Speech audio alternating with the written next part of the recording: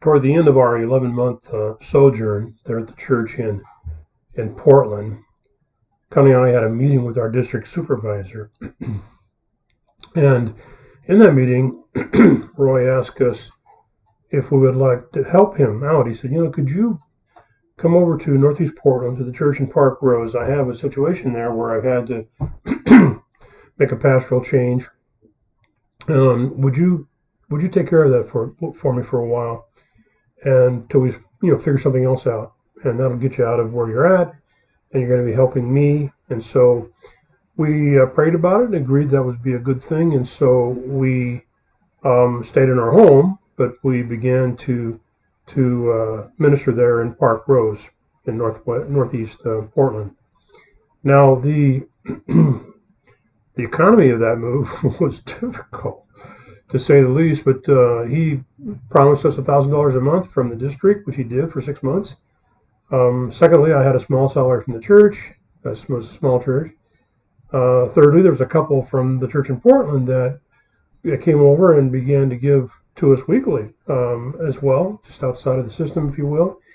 And then fourthly, I worked for the Pretzman's Comfort Shoe Store at the big mall there, now in Portland. So we had these 4 streams of income, and we started out that, and there we went for that the beginning days there, and it was working. In January of that year, Connie gave birth to our daughter, Kristen Noel, and that was a happy thing.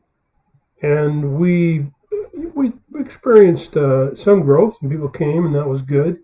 There were others that were sort of attached to the previous pastor, and there were some issues there, and so they kind of fell away. That was all right. And I can remember one night telling Connie, I said, where we just come from, that particular pastor has a lot of status in our organization, and now we're over here in a situation where I'm going to have to work. I'm not sure the Pretzman's Comfort Shoes of the Lloyd Center is going to cover us, especially after the $1,000 goes away each month. But in any event, I said, look, we should think about this, because I'm very sure that they will never offer us another church that will actually support us without the need for me to work at least part-time. So that was sort of the set of our minds, and we continue to trust the Lord and minister and do what He'd called us to do, and just with that idea in mind.